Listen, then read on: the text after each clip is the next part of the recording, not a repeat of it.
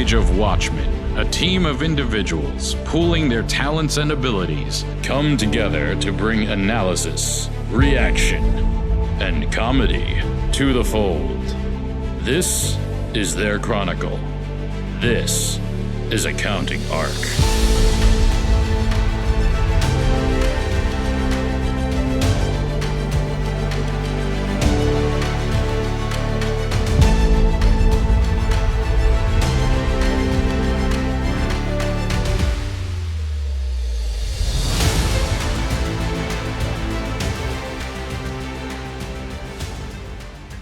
Welcome back to our next iteration of the ARC podcast. Today, we're talking about a topic that was inspired by me being physically at a ski area, taking calls and recording a podcast, which is what are the coolest places we have worked? How have we transformed our lives and making our own rules inside of this industry? So let's start it off with Byron. What's the coolest place in the world you've ever worked, and what was the situation around it? Coolest place in the world. Honestly, I think, I don't know if it's the coolest, but I think the fact that I've been working in the technology space, enabling remote access for more than a decade. And I will never forget, there was an event. It was well over 10 years ago, on the East Coast, called Snowmageddon, where we got literally we got over 2 feet of snow, and then 3 days later, we got over 2 feet of more snow. And, at the time, this may have been actually about 10 or 11 years ago. So say 2012, businesses, it happened during busy season, by the way. Firms couldn't work. Nobody could be productive, which, wasn't a bad thing. People went outside and played in the snow. But because of that remote access, myself and all of the firms that we were supporting at the time continued to be productive, despite 6 feet of snow outside and just, chaos. And I just thought it was so cool. I remember sitting there at my computer, kind of just watching the world shut down. And I was like, this is the exact same day for me as it was yesterday. And it just wasn't necessarily the where, but just the circumstance that I just thought was so cool. That actually also makes you think of the pandemic, because it was the same for us, because we were totally virtual already. So when it happened, we were like, okay, so and we already were working in this way. Yeah, totally. I want to flip what we're saying, though, because I know a lot of people are going to go listen to this and go, well, that's just an excuse for everyone to make us work more, because now you can work wherever you are and you don't have an excuse, because now, whether it's no global shutdown because of a virus or whatever, we don't have to work. So how would you guys respond to that allegation? Oh man, I'll just real quickly, one of my clients at the time, a tax firm, heavy tax firm. So literally, February until April, they worked excessive hours. And one of their employees, who they, really valued, had a desire to go kind of on a world tour. This guy was like a big dancer, and he wanted to go around the world and dance in all these like cool places. And he told his boss, like, in March, hey, I'm going to go do this. And they said, you know what? As long as you get the stuff that's in your inbox done every day, I really don't care where you go and what you're doing. And it was always kind of a joke that they would hit us up and be like, what's his IP address today? Like, what part of the world is he in?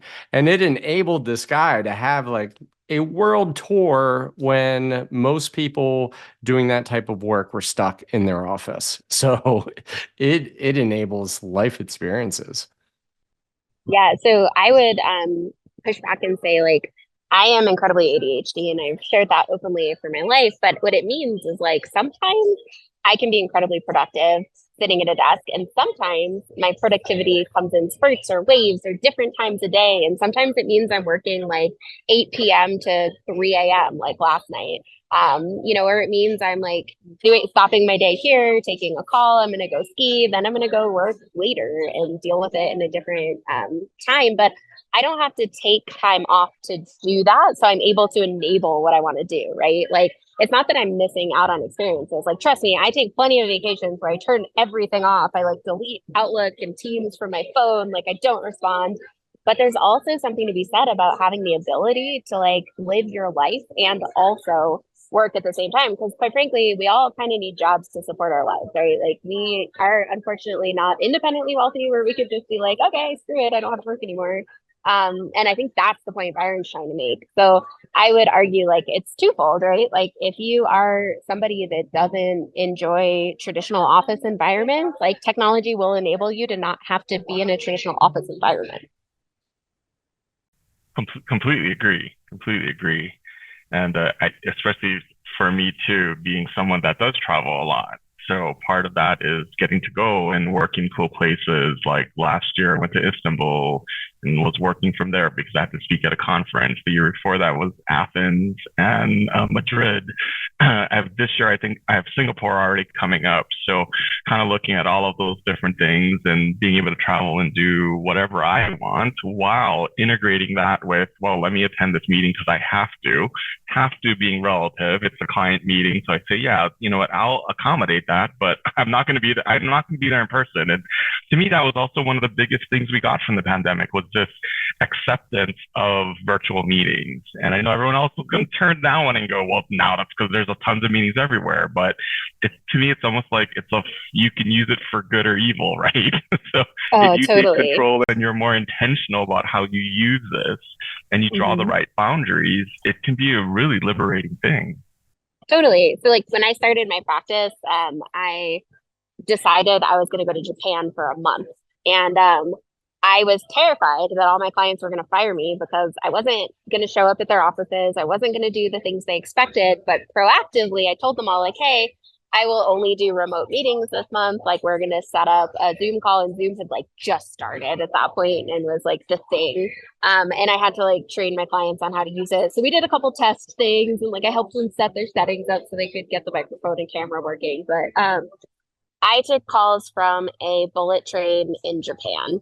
I took calls from mountains in Niseko. Like, I took calls from the airport. Like, nobody knew where I was and nobody was mad. And I felt like I was cheating because I grew up in that corporate environment where, like, if you're not at your desk, you're not working. And I realized and liberated myself that, like, okay, I can do this. I can still run my business from wherever I am. And also, like, I was all over Japan. I had an amazing experience. I wasn't working every day, but I was taking the critical calls that enabled me to keep the business going and not like stop in its tracks for an entire month while I went and hung out with really cool people and ate really amazing food. Oh yeah, no doubt. And I think I had that epiphany moment. It was around 2009 after I had started my IT company. I landed a firm as a client that I'd never met in person. I'd never been to their office. They were based in Connecticut. And I can remember multiple conversations with people where they were like, how can you have a client you've never met with before? Like, they just thought it was the most bizarre thing on the planet. And at the time for me, like, I was like, I don't actually see anything different than what you just described, Liz. Like, this idea of locality and region and where you are is we're really borderless in a sense because the technology and the tools have enabled it that we can be wherever we want to be. And I think being in places that really embrace that ability kind of just makes it really easy to kind of have that integration of work and life and responsibility in a fairly seamless way. It ebbs and flows, but not having to be strapped down to a chair makes such a difference. Yes. And I think, there's a lot of ways that people convince themselves that they have to be in an office, they have to be, or even if it's a home office, like they have to be at their desk with their computer. And, anytime they leave the state, it's vacation. Like they're like, I highly encourage people to take at least 3 weeks actually off every year for your brain and your mental health. But if you're the type of person that's like, I don't function extremely well working 50 to 60 hours sitting at a desk in this particular environment, then don't do it. Like one of the things we encourage people on our team to do is like, if you feel like you're sitting at your desk too much, have phone calls instead of Zoom calls. Like take the call and go for a walk, right? Like put your headphones in, talk to someone while you're like walking around a lake. That's what I do all the time. And I try to make sure that our team at least knows that flexibility like that is encouraged so that they like enjoy every single day because life is short and we're not meant as humans to be sitting at a desk every single day in the way that we do, or we convince ourselves or we indoctrinate our industry into believing it's necessary to be productive and successful and ambitious humans. Totally agree with you. I mean, that to me also brings up the concept of the lifestyle firm, which a lot of us have worked at or run, and people don't realize that it's an alternate or alternative. And that also makes me think of the work anytime, anywhere kind of concept also. And one of the things that I had to learn as well, because I wasn't putting that corporate constraint on not just myself, but also my staff. So we have a bunch of we had a bunch of new mothers at the time on our team, and I would get these emails from them at like 9 o'clock, 10 o'clock at night, and I would go back to them and be like, "What are you doing? Why are you working? Like, stop working so late at night." But their whole thing was, well, I stop working when my kids come home from school. I take care of them, and of course, whether it's mother or father, it doesn't matter. So parent kind of taking care of the kids, and then it's okay, I put them to bed and now I have time and I'm going to go finish up the work because now is when I have the time to. But they're working under 40 hours. I think they're like on 25 or 30-hour contracts with us. And that flexibility is really what they love because they're like, yeah, whether I'm at my daughter's ballet thing or my other daughter's soccer thing, like whatever it is, like I can go and be the parent that is there and attentive, and I'm not strapped to that desk. Well, you know what, and you just reminded me to add to like kind of a cool place that I've worked from. I definitely, my daughters are now, adults, but when they were growing up, I wanted to be heavily involved in, their activities and everything else going on. And I owned an IT company, so sometimes you had to do support like at inconvenient moments. I can't tell you the number of lacrosse games and soccer games where I've taken a support call from the sideline while I'm watching my kid throw the ball on the field. And certainly, you try to limit those things, but the fact that I felt comfortable to be able to go to their games and know that I had that flexibility to jump on a quick support call from the sideline was really fantastic and certainly changed the amount that I was able to be involved as they grew. Yeah, absolutely. And that's something like I wish my dad had flexibility when he was young and could show up to my games, right? But he didn't. And he ran his own company, but it was physical in person and you had to manage everyone in person. Like it was the 80s. There wasn't that type of tech, right? And so it's a miracle that we have it now. And I think it's very interesting the different cultures that are emerging post pandemic because we had an acceleration of accepting work from home, but then we also had a revision back to like get in the office, like we need you in the office. But that's not every firm. And that's also not everyone in every firm, right? And so, I think like if there's anything anyone can take away from this is there are options outside of sitting at a desk all day long in an office with like pre-prescribed working hours, right? And same thing as a parent. Like I love being able to pick my kid up at 3 o'clock in the afternoon and go hang out with him when we have to go get ice cream, go play soccer, go do whatever, and then pick back up at 8 when he goes to bed and get the couple little things I didn't finish during the day out. And quite frankly, I'm more productive because there's less people online asking me questions. Like it's great for me. And I think that should be the norm instead of, the abnorm. Yeah, and I'll jump in for the non-kid people because I don't have kids, but I'll take a break and I'll even post it in our general teams chat and say, hey, I scheduled a massage because this is when it was available. So I'm gonna go do that. Or like Liz said, go for a walk or go do something or take a nap even. I even do that in my firm just to let my team know, hey, it's okay if you're tired. I don't care why you're tired. If you're tired, go take a nap. Go take care of yourself. Like make sure that you're okay. Because you're not strapped to that chair. Like, I don't care as long as you get your work done.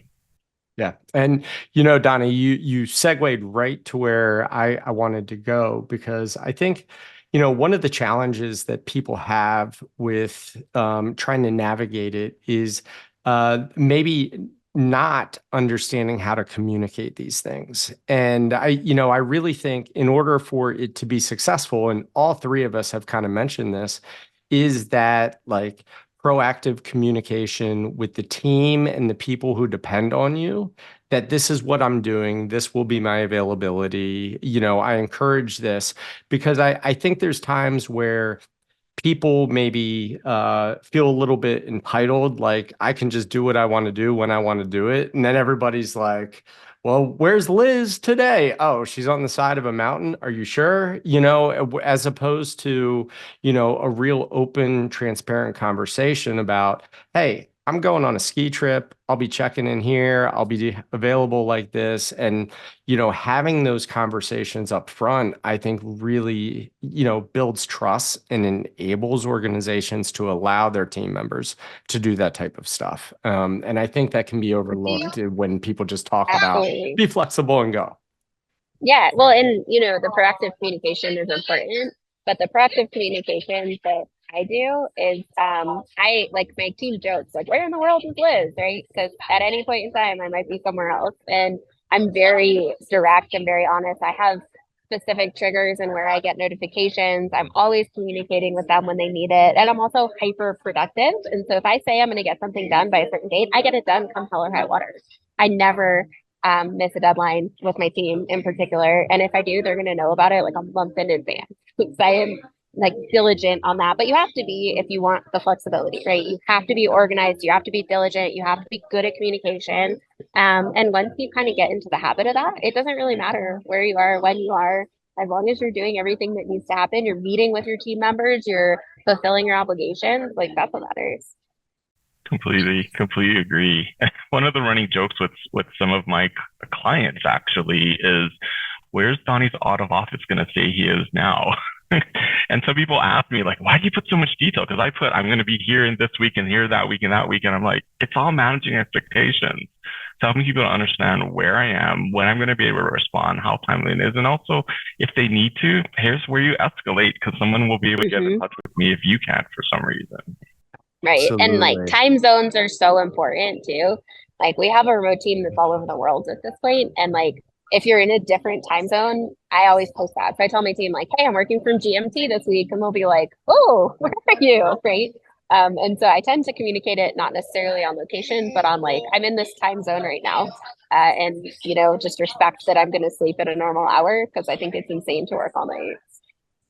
Oh yeah. No doubt. But, I think that's a really good point, Donnie. I always appreciate when I get your out of office, because to your point, there's a lot of detail in there. And I usually don't put as much detail, but I definitely am open about what's going on. Maybe I'm traveling and it's like a black hole. I'm not going to be in communication, or, maybe I'm at a conference and I'm taking time to learn, and I'll be checking in the evenings. Like I can't stand when I get those out of offices that's like out of town, be back. And it's just like, you know what?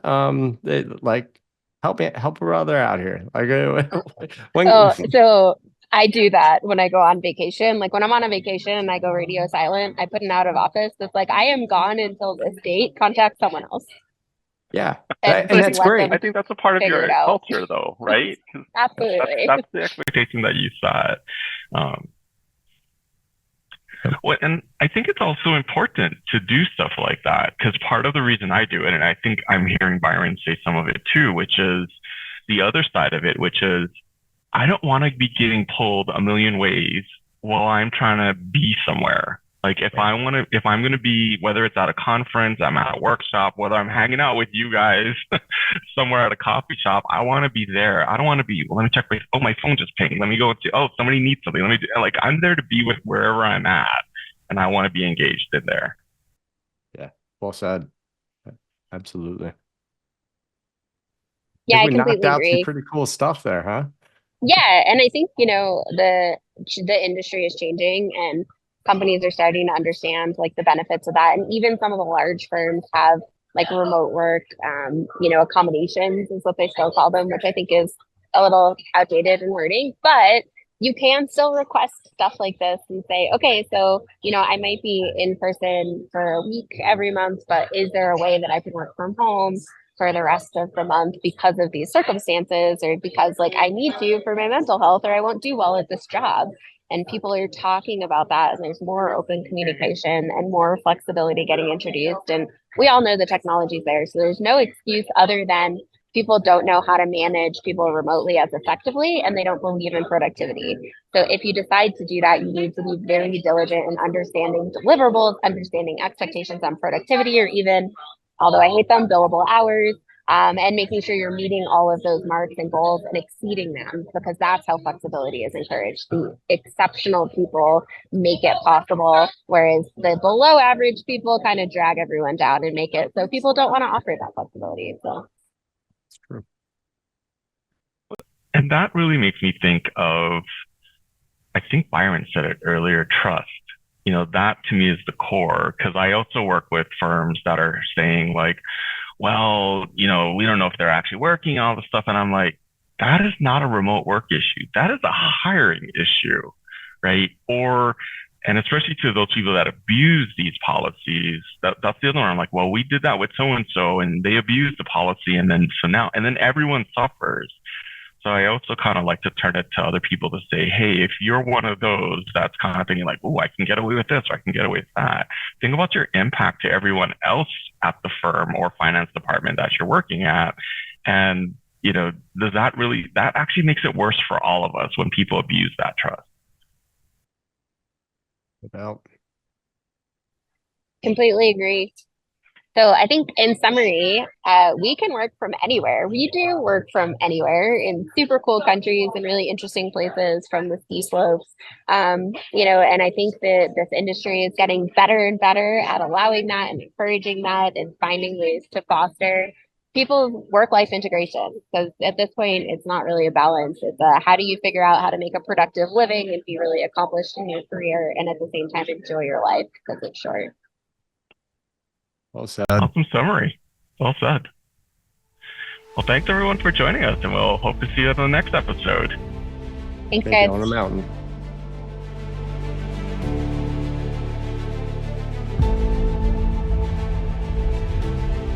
The Center for Accounting Transformation provides business professionals with a network for utilizing innovations that are ready for adoption, the training and resources necessary to apply those innovations, and an opportunity to engage the talent and community needed to further the pursuit of innovative accounting practices that drive responsible and mindful business performance. Find out more at our website, www.improvetheworld.net. And if you're interested in sharing your own transformation stories, please contact us there.